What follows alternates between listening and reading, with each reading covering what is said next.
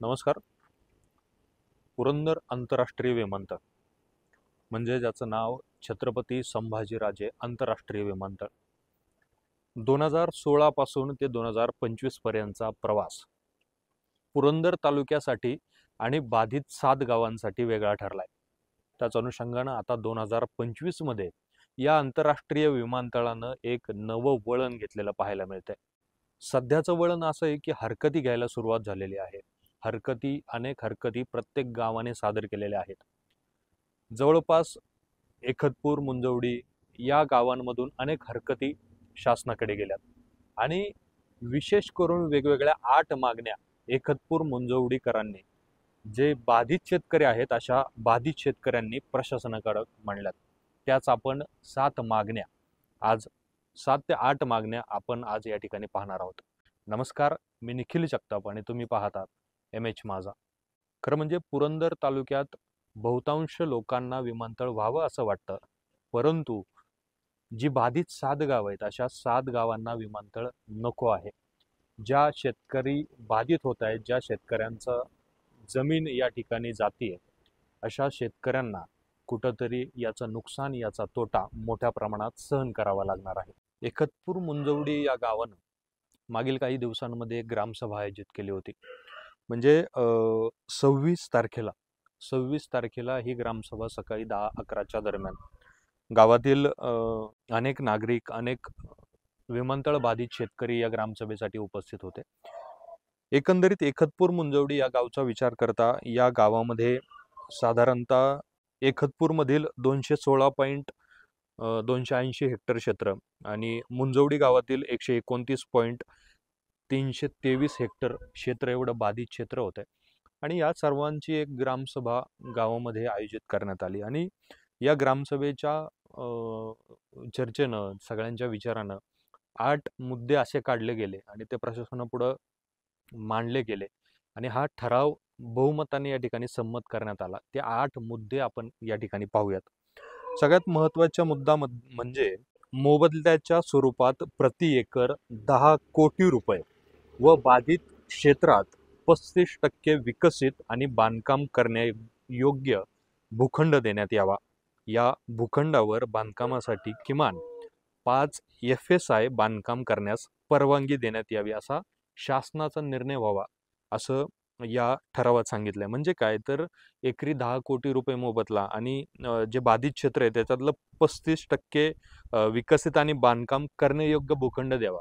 आणि ते जो भूखंड आहे, ज्या भूखंडावरती बांधकाम करणार आहेत जे बाधित शेतकरी, त्या भूखंडावरील जो बांधकामाचा FSI आहे, म्हणजे साधारणतः 1 गुंठा क्षेत्र असेल तर त्याच्यावरती 5 FSI बांधकाम करण्याची परवानगी. म्हणजे 1 गुंठा क्षेत्र असेल तर त्याच्यावरती 5000 स्क्वेअर फूटचं बांधकाम करण्याची परवानगी शासनानं द्यावी आणि त्याचा निर्णय कुठंतरी करण्यात यावा, अशी ग्रामस्थांची आणि बाधित शेतकऱ्यांची मागणी होती. दुसरी मागणी अशी आहे की प्रकल्पात येणाऱ्या सर्व शासकीय व निमशासकीय किंवा खाजगी आस्थापनावरती कुशल व अकुशल स्वरूपाच्या नोकऱ्या व रोजगाराच्या संधी बाधित भूमिपुत्रांना व त्यांच्या वारसदारांना देण्यात याव्या. म्हणजे या 7 गावातील जी शेतकरी आहेत किंवा बाधित जे नागरिक आहेत अशांच्या मुलांना, वारसदारांना किंवा प्रत्यक्ष त्या खातेदारांना कुठं नोकरीची संधी या विमानतळावरती किंवा या प्रकल्पात देण्यात यावी, अशी एक मागणी एकतपूर मुंजवडी ग्रामस्थांकडून करण्यात आली आहे. तिसरी मागणी अशी आहे की शासकीय नोकरीत व शिक्षणात आरक्षण मिळण्यासाठी प्रकल्पग्रस्त असल्याचे दाखले बाधित भूमिपुत्रांना देण्यात. म्हणजे एक डोंगरीचा दाखला असतो, एक बाधित प्रकल्पग्रस्तांचा दाखला असतो. विविध आरक्षणांमध्ये या प्रकल्पग्रस्तांच्या दाखल्यामुळं विविध ठिकाणी नोकरीच्या संधी किंवा शिक्षणाच्या संधी याच्यात आरक्षण मिळाल्यानं त्या प्रकल्पग्रस्तांना मदत होते. असा एक दाखला या भूमिपुत्रांना देण्यात यावा, अशी एकतपूर मुंजवडीकरांची मागणी होती. त्यासोबतच चौथी मागणी अशी आहे की बेघर व भूमिहीन कुटुंबियांना निवासी भूखंड 3 पटीत मिळावा. म्हणजे त्यांचं जेवढं क्षेत्र जाणार आहे त्याच्या निवासी जो भूखंड जाणार आहे त्याच्या 3 पटीत भूखंड मिळावा व मोबदला चालू किमतीच्या 2.5 पटीने देण्यात यावा. म्हणजे निवासी भूखंड आहे त्या भूखंडाचा चालू मोबदला याच्या साधारणतः अडीच पटीनं मोबदला देण्यात यावा. तसेच व्यावसायिक भूखंडाच्या बदल्यात व्यावसायिक स्वरूपाचा भूखंड व चालू किमतीच्या अडीच पटीने मोबदला देण्यात यावा. म्हणजे एक रहिवासी झाला जिथं हे बाधित लोक राहत आहेत आणि दुसरा व्यावसायिक झाला, तर व्यावसायिक सुद्धा भूखंड आहे त्याच्या बदल्यात व्यावसायिक स्वरूपाचा भूखंड देण्यात यावा आणि चालू किमतीच्या अडीच पटीनं त्याचा परतावा देण्यात यावा, अशी एक त्यांची मागणी आहे. आणि पाचवी मागणी साधारणतः अशी आहे की 7 गावांपैकी ज्या गावात सर्वाधिक दर निघेल तसेच दर इतर 6 गावांना लागू करावा. म्हणजे सगळ्यात जास्त दर जमिनीचा ज्या गावात लागू होईल किंवा ज्या गावात मिळेल असाच दर सगळ्या 7 गावात बाधित शेतकऱ्यांना देण्यात यावा, अशी एक मागणी त्या ठिकाणी करण्यात आली आहे, जेणेकरून सर्वत्र दर समान राहील. आणि याशिवाय जिरायती आणि बागायती असा कुठलाही न भेद ठेवता सगळ्या क्षेत्राला एकसारखा मोबदला देण्यात यावा, अशी मागणी एकतपूर मुंजवडीकरांनी केली आहे. त्याची पुढची मागणी अशी आहे 6वी की भूसंपादनाच्या प्रक्रियेसाठी संपादन यंत्रणा म्हणून MIDCनं जे हस्तांतरण चालू केलेलं आहे किंवा हस्तांतरण त्यांच्याकडे आहे ते MIDCकडे न देता ते शासकीय यंत्रणांना देण्यात यावं, अशी एक मागणी आहे. म्हणजे शासकीय यंत्रणा कोणत्या, तर MADC, MSRDC आणि CIDCO अशांना देण्यात यावी, अशी एक महत्त्वाची मागणी एकतपूर मुंजवडीकरांनी या ठिकाणी केली आहे.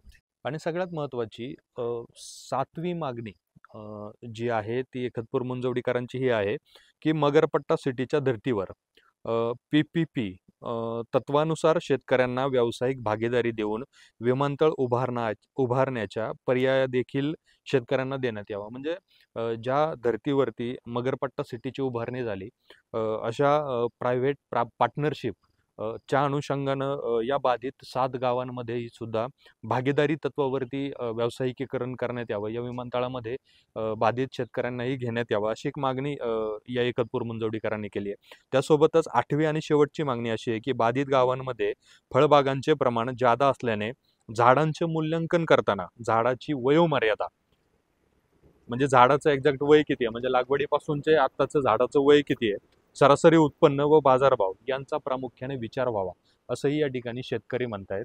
म्हणजे या भागात पुरंदर वृक्षाचं पाणी आल्यानंतर अंजीर असेल, सीताफळ असेल, डाळिंब असेल किंवा ऊस बागायत असेल, या अनेक शेतीचं प्रमाण वाढलं गेलं आणि अनेक क्षेत्र जिरायती होती ती बागायती झाली आणि त्याचं उत्पन्नही अधिक शेतकऱ्यांना मिळायला लागलं. त्यामुळे शेतकऱ्यांची मागणी अशी आहे की त्या जी बाग आहे त्या बागेचं वयोमान काढून किंवा त्याचं उत्पन्न काढून त्याचं भविष्यातील बाजारभाव काढून इतर सगळ्यांचा परतावा आणि मोबदला त्यांना चांगल्या पटीत देण्यात यावा, अशी त्यांची मागणी. अशा जवळपास 8 मागण्या एकतपूर मुंजवडीकरांनी केलेल्या आहेत आणि त्या प्रशासनासमोर मांडलेल्या आहेत. आता सगळ्यात महत्त्वाची गोष्ट या ठिकाणी ही नमूद करायची आहे की मुरलीधर बबन झुरंगे हे या सर्व ठरावासाठी सूचक आहेत आणि स्वप्नील बाळासो टिळेकर हे अनुमोदक आहेत. म्हणजे सगळ्यात महत्त्वाची गोष्ट या ठिकाणी की गावातील बहुसंख्य नागरिकांनी या ठरावाला मंजुरी दिली आणि हा ठराव बहुमताने शासनाकडे सादर करण्याचा निर्णय या ठिकाणी घेण्यात आला.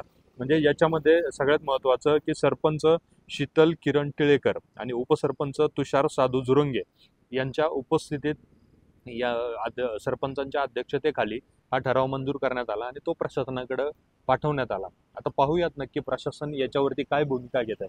नक्की एका एकराला 10 कोटी रुपयांचा मोबदला दिला जाणार की याच्यात काही दुसरे पर्याय शोधले जाणार. खरं म्हणजे सगळ्यात जुनी गोष्ट अशी म्हणायची की या पत्रातही उल्लेख केलेला आहे की विमानतळ विरोधासाठी स्थानिक शेतकरी जेव्हा विरोध करत होते तेव्हा स्थानिक शेतकरी जिल्हाधिकारी कार्यालयात गेले आणि चंद्रशेखर बावनकुळे महसूल मंत्री महाराष्ट्र राज्याचे त्यांनाही भेट दिली. तर त्यांनी बी पर्याय काय किंवा बी पर्याय ऑप्शन काय, तुम्हाला मोबदला कसा हवा आहे किंवा त्याचे परतावे कसे हवे आहेत याचा एक बी प्लॅन तयार करा असं सांगितलं होतं. त्याच अनुषंगानं या सगळ्याचा प्लॅन एकतपूर मुंजवडीकरांनी केला गेला. परंतु इतर जी 5 गावं आहेत त्या 5 गावांकडून कुठलाही अजून बी प्लॅन केला गेला नाही. तो बी प्लॅन होणार की नाही होणार, की एकतपूर मुंजवडीकरांच्या सोबत ही 5 गावं येणार, की त्याच्यात विचार विनिमय होऊन अजून पुढे पर्याय काय निघणार, की नक्की याच भूमिकेवरती इतरही 5 गावं अशी मिळून सगळी 7 गावं ठाम राहणार का, हे पाहणं महत्त्वाचं ठरणार आहे. त्यासोबतच शासनाची भूमिका इथून पुढे काय राहणार आहे हेही महत्त्वाचं ठरणार आहे. मनपूर्वक धन्यवाद.